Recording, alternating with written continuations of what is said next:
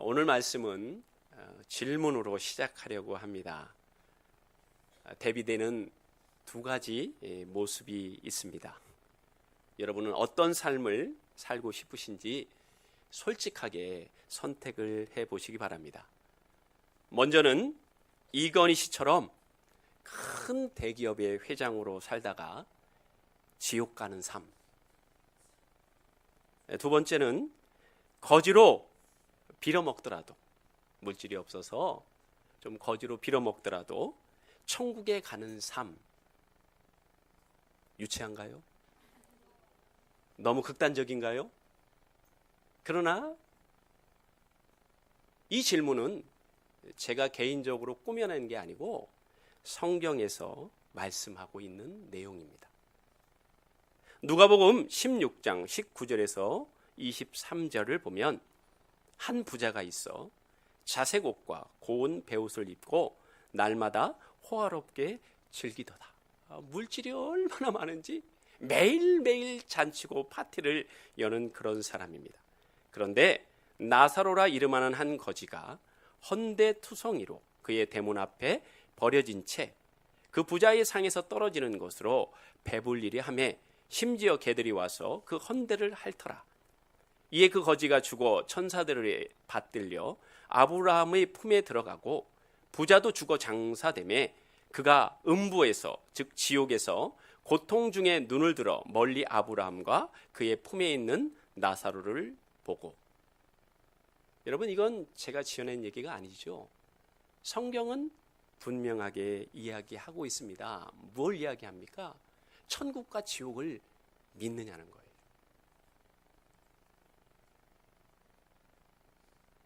하나님이 살아계심이 믿어지냐는 거예요. 만약에 우리가 그 두 사실을 믿는다면 구원처럼 소중한 것은 없습니다. 그렇지요? 하나님이 살아계시고 천국과 지옥이 있다고 정말 믿는다면 우리 가운데 가장 소중한 것은 구원이라는 선물이라는 사실입니다.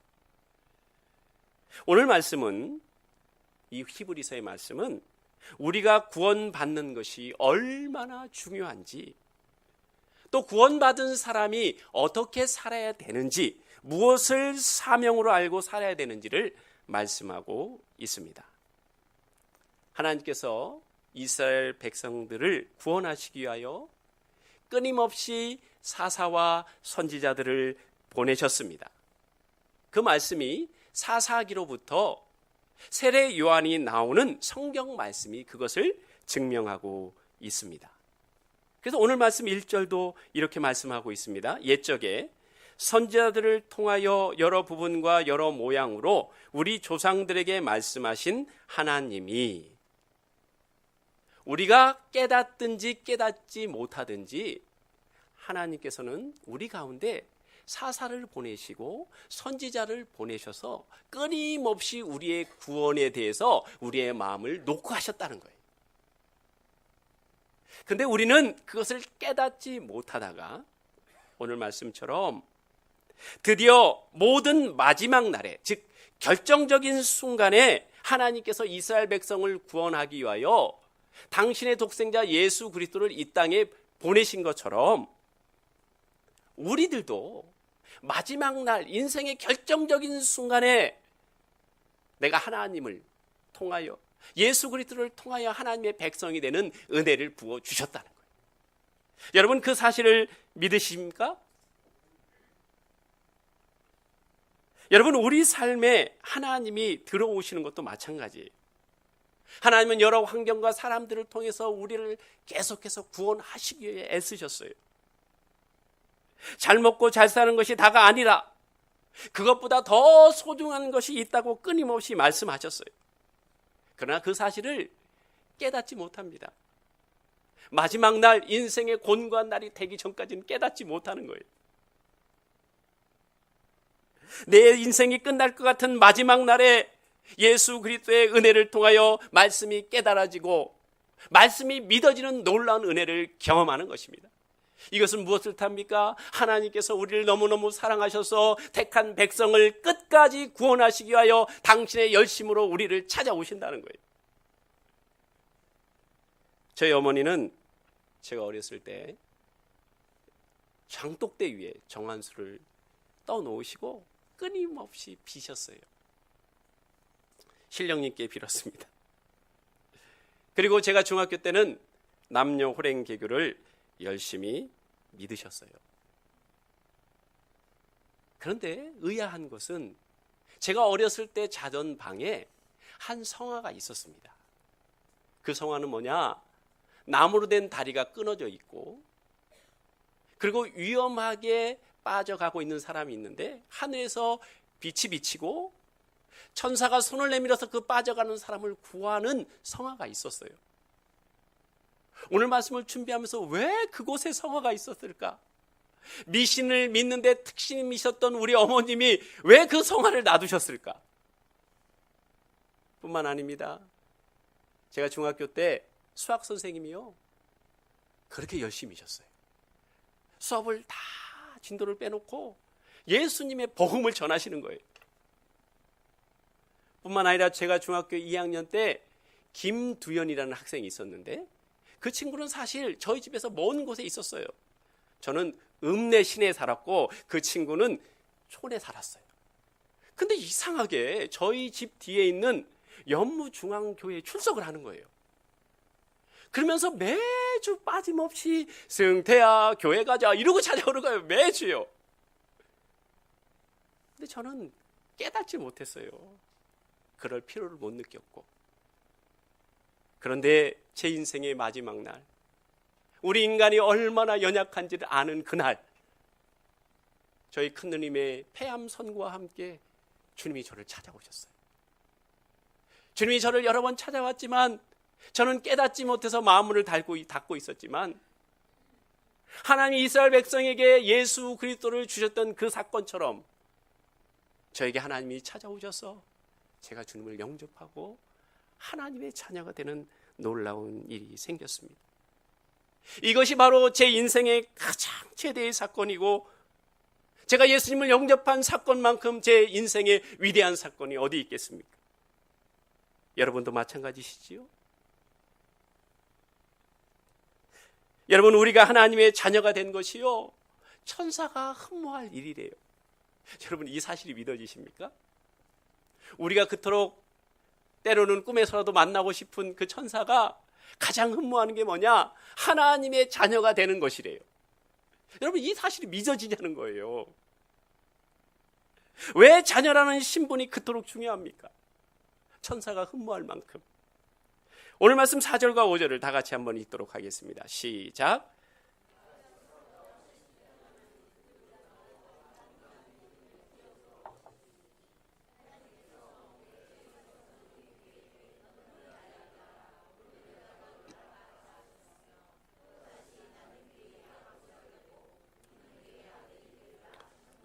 아멘. 자, 우리 눈으로 볼 때 예수님도 그렇고 천사도 그렇고 영적인 존재지요. 그렇지 않습니까? 영적인 존재예요. 그런데 오늘 말씀을 통하여 보면 그가 천사보다, 즉 예수님이 천사보다 훨씬 뛰어남은, 비교도 안 될 만큼 뛰어남은 이유가 뭐냐? 아름다운 이름을 가졌다는 거예요. 그 이름이 기업인데, 그게 기업이 되는데, 그게 뭐냐? 하나님의 자녀라는 거예요. 하나님께서 예수님을 향하여 너는 내 아들이라, 내가 오늘 너를 낳았다 하셨다, 그렇게 선포하셨다는 거예요. 즉 천사보다 예수님이 훨씬 뛰어난 존재인데, 그 뛰어남의 가장 핵심은 뭐냐? 천사들은 영적인 존재지만 하나님의 자녀가 아닌데 예수님은 하나님의 자녀라는 거예요. 그래서 예수님이 영화로운 존재가 되셨다는 거예요. 자, 이건 무엇을 얘기하는 겁니까? 예수님이 천사보다 뛰어난 존재이다, 이것으로 그친 건가요? 아니에요. 자, 그러면 영적인 존재를 그렇게 살펴봤으면 그럼 육적인 존재를 한번 보자. 이 땅에 육적인 존재들이 많이 살아가지요. 우리뿐만 아니라 많은 사람이 이 땅에서 살고 있습니다. 자, 이 세상 사람들 중에 가장 귀한 존재가 누구냐는 거예요. 그러면 천사와 예수님을 비교하면서 우리에게 말씀하시고 계시는 거예요. 이 세상에 많은 사람들이 있지만 그 중에서 가장 귀한 존재가 누구냐? 하나님의 자녀라는 거예요. 저와 여러분이 이 세상에서 가장 존귀한 존재라는 거예요. 여러분, 이 사실을 믿으시냐는 거예요, 지금. 시편 16편 3절 다 같이 읽겠습니다. 시작.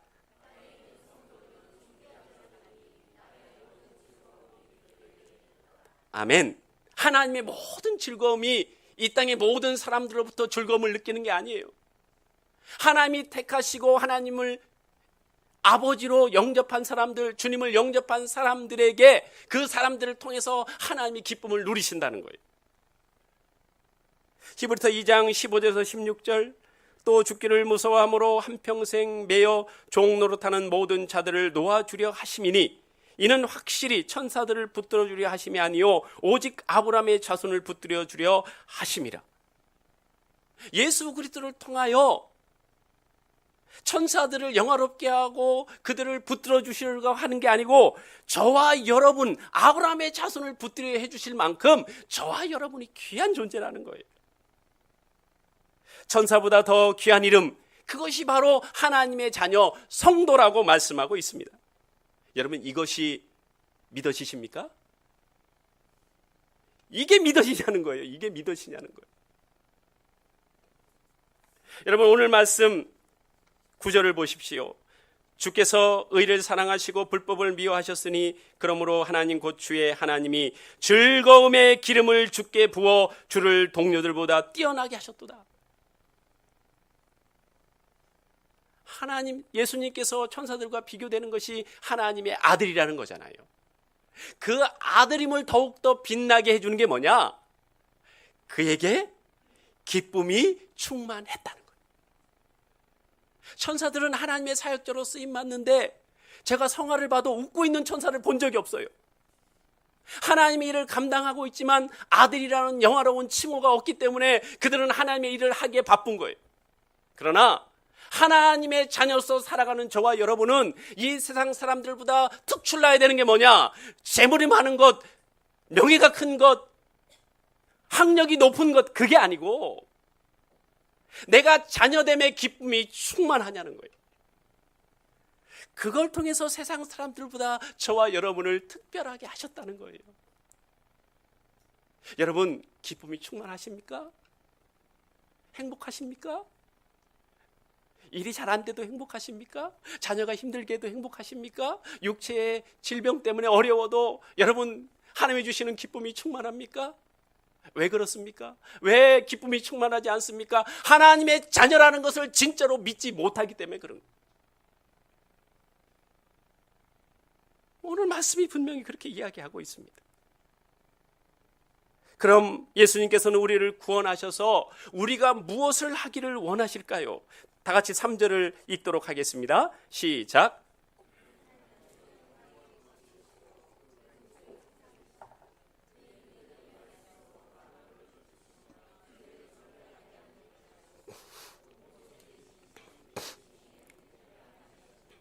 아멘. 자, 3절은 예수님이 어떤 분이시고 무엇을 하시는 분인지를 말씀하고 있어요.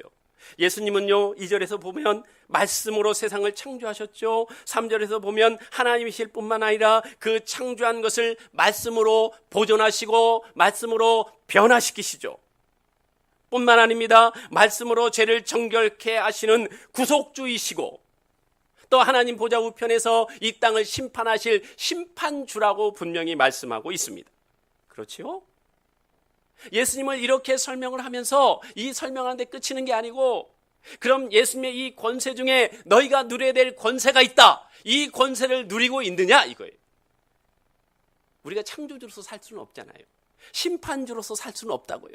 그렇죠? 그러나 말씀을 붙들고 이 세상을 보존해가며 이 세상을 변화시키는 일을 할 수가 있어요.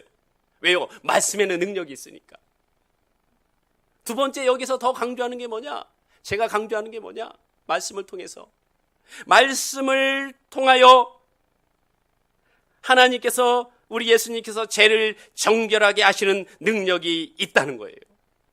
자, 예수님께서 죄를 정결하게 하시는 능력이 있으신데 죄를 사하는 권세가 있으신데, 자, 그것을 우리 쪽에서 표현하면 예수님 쪽에서는 죄를 사하는 권세지만 우리 쪽에서는 어떤 능력이 됩니까? 말씀을 통하여 죄를 깨닫는 능력을 의미하는 거예요. 그렇죠? 우리가 말씀을 통하여 죄를 깨달아야 주님께서 우리의 죄를 사해 주시지요. 자, 그 얘기는 무슨 말이냐? 선악을 판단하는 것이 아니고 선악을 분별하라고 말씀하시는 거예요. 여러분, 선악을 판단한다는 게 무슨 말씀입니까? 말씀에 상관없이 내 기준에 의해서 당신은 옳아, 당신은 틀려, 이렇게 판단하는 것입니다. 자, 말씀을, 선악을 분별한다는 것은 무슨 말입니까? 말씀을 통하여 나를 돌아보고 내 안에 어떤 죄가 있는지를 성찰하고 또 나를 점검하는 것, 그것이 선악을 분별하는 거예요. 자, 창세기 3장 9절에서 12절까지 다 같이 한번 읽도록 하겠습니다. 시작.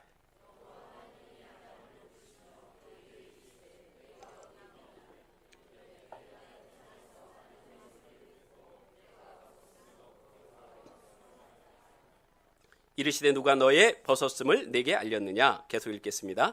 내가 내게 먹지 말라 명한 그 나무 열매를 내가 먹었느냐? 아담이 이르되 하나님이 주셔서 나와 함께 있게 하신 여자 그가 그 나무 열매를 내게 주므로 내가 먹었나이다. 아멘. 아담과 하와가 선악과를 먹은 후에 첫 번째로 한 일이 뭐냐? 선악을 판단하는 일을 했어요. 선악을 분별한 게 아니고 선악을 판단했습니다. 여러분, 아담이 선악과를 먹기 전에는요, 하와에게 이렇게 얘기했습니다. 이는 내 뼈 중에 뼈요, 내 살 중에 살이라. 여러분, 뼈 중에 뼈요, 살 중에 살이라는 뜻이 무슨 의미입니까? 당신이 어떻게 행동하고 어떻게 살아가든지 당신은 나에게서 가장 소중한 존재입니다 라는 그 얘기지요. 그런데 아담이 하와가 준 선악과 열매를 먹고 난 다음에 아담이 이렇게 이야기합니다.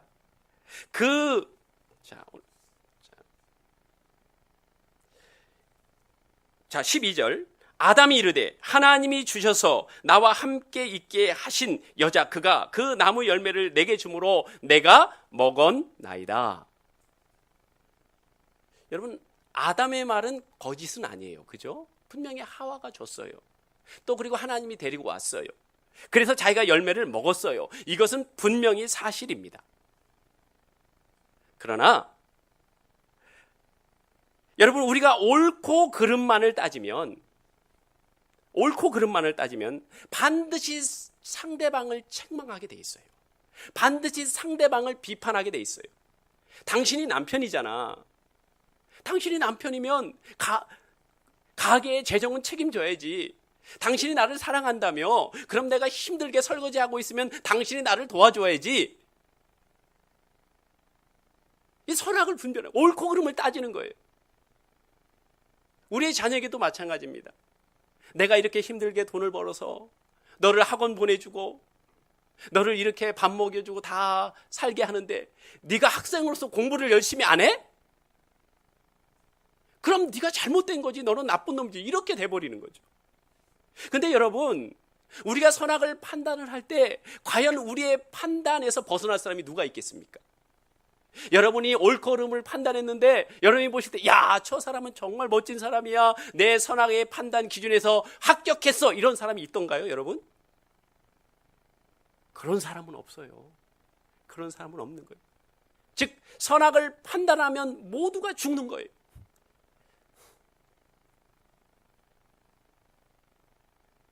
자, 하나님께서는 선악과를 따먹지 말라고 명령을 하시고 아담과 하와가 선악과를 따먹었을 때 우리의 상식으로는 하와에게 먼저 찾아가셔야죠.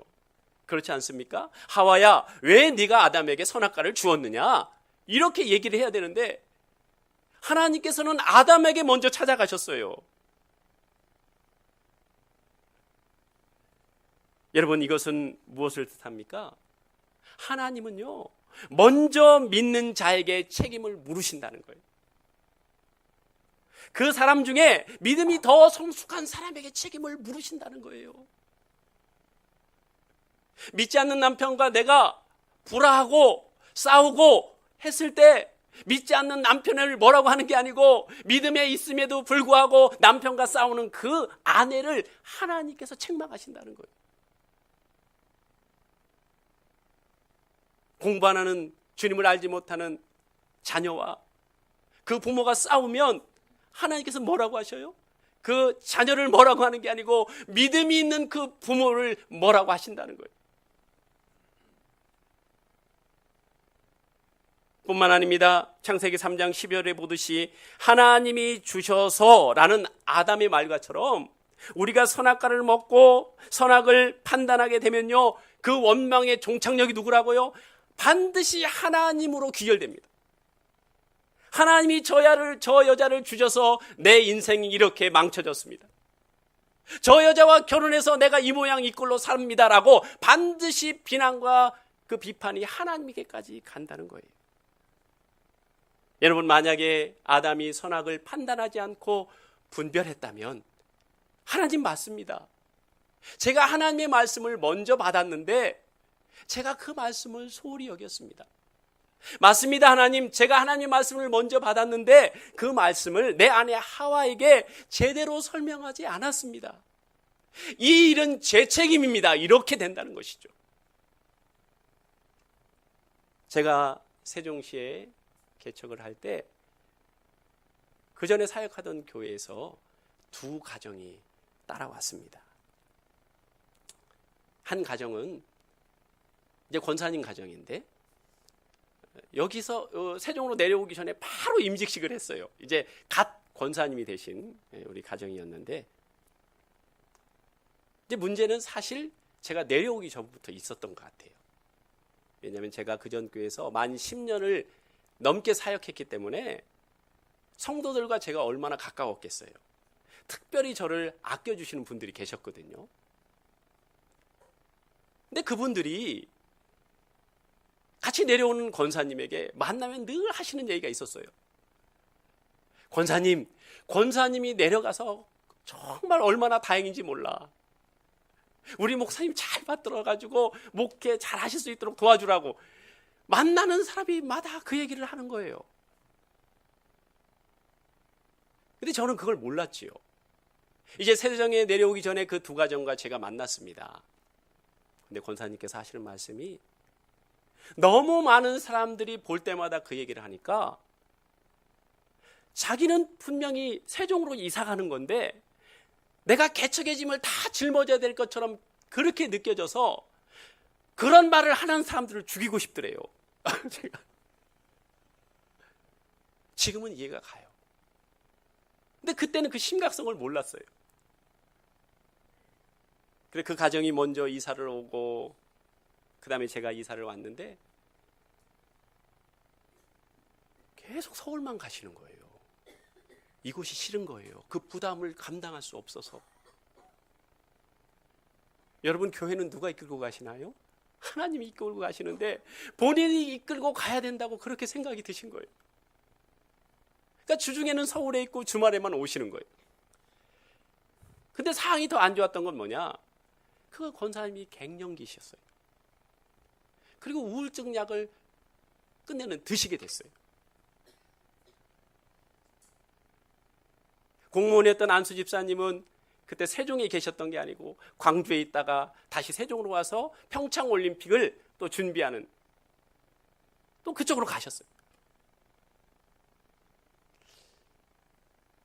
그리고서 2015년 말까지만 있다가 저희 교회를 나가셨어요. 물론 직장을 옮겨서 나가기도 했지만 그때 제 마음 가운데 서운함이 있지요. 아니, 안수 집사님은 저하고 제자 훈련까지 했는데 그렇게 사이가 좋았는데 아니, 권사님으로 이곳에 오셨으면 조금 더 감당을 하시지 어떻게 그걸 감당을 못 하셨을까라는 서운함이 있지요. 근데 제가 말로는 그렇게 얘기했습니다. 아유, 괜찮아요. 한 10개월을 감당하셨으면 됐지요.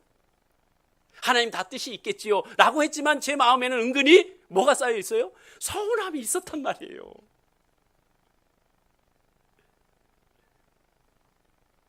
이제 제가 말씀으로 제 자신을 보고 난 다음에 변화가 생겼어요.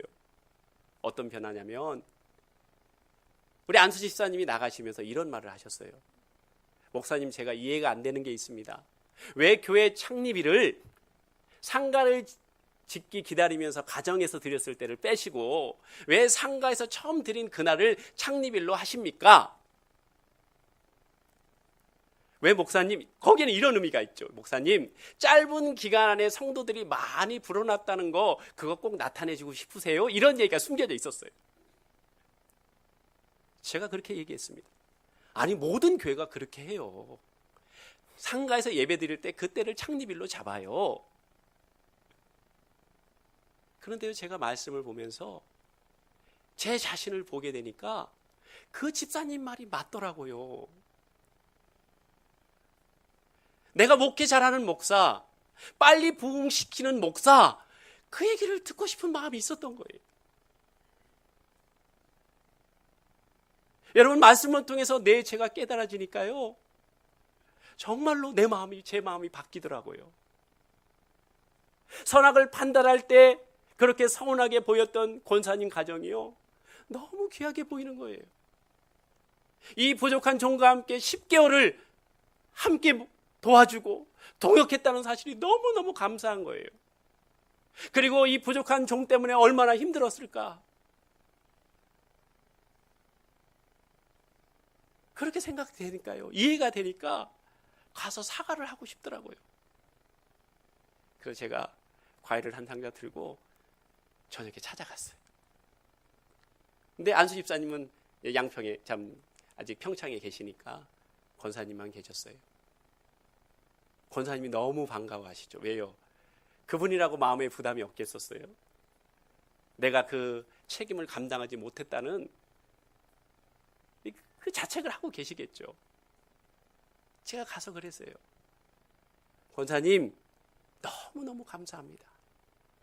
10개월 동안 우리 교회 저와 함께 그래 열심을 다해 주셔서 감사합니다. 제가 제 죄를 보게 됐습니다. 제가 유능한 목사라고 듣고 싶고 목회 잘한다는 소리를 듣고 싶어서 제가 그 마음이 정말 있었습니다. 저를 용서하십시오.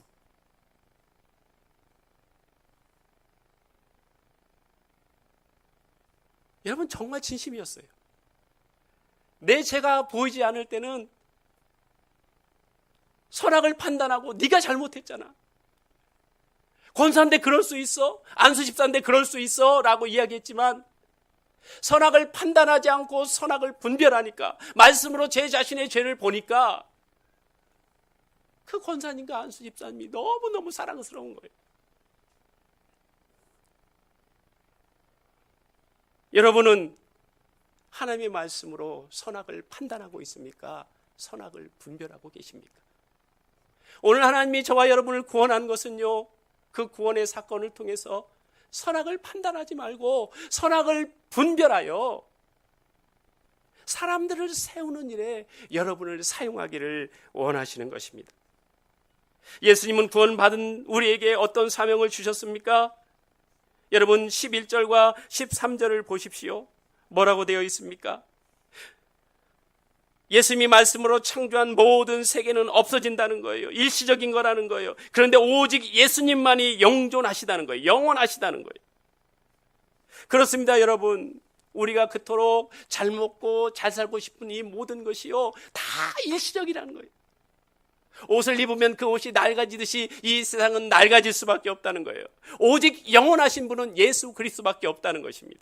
그러면서 하나님께서 말씀하시는 거예요. 우리에게 사명이 있다. 그 사명이 무엇이냐? 14절입니다. 14절을 다 같이 읽도록 하겠습니다. 시작.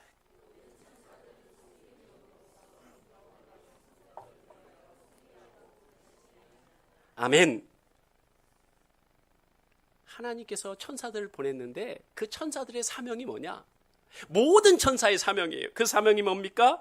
구원받을 상속자들을 위하여 섬기라고 보내셨다는 거예요.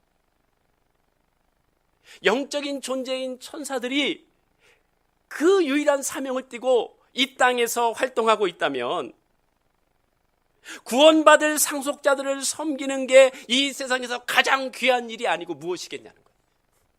구원받은 우리가 해야 될 많은 일들이 있는데 그 중에서 가장 귀한 건 뭐냐? 아직 구원받지 못한 사람들을 우리가 사랑으로 섬기고 희생으로 섬겨서 그들이 구원받을 수 있는 자리까지 가게 하는 게 저와 여러분의 사명이라는 거예요.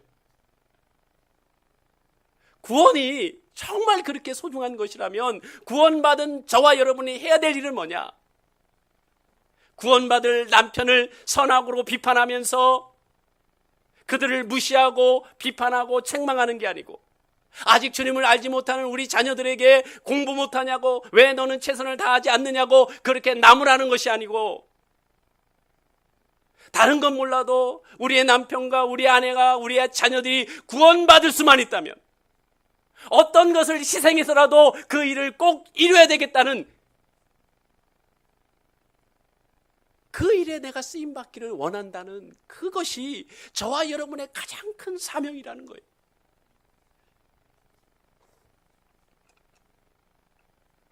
여러분, 선악을 판단해서는 안 됩니다.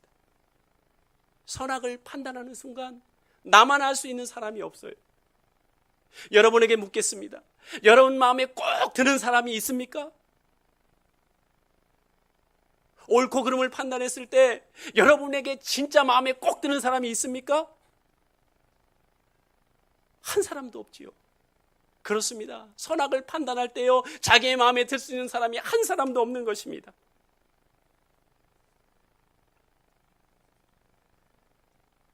다시 한번 여러분에 묻겠습니다.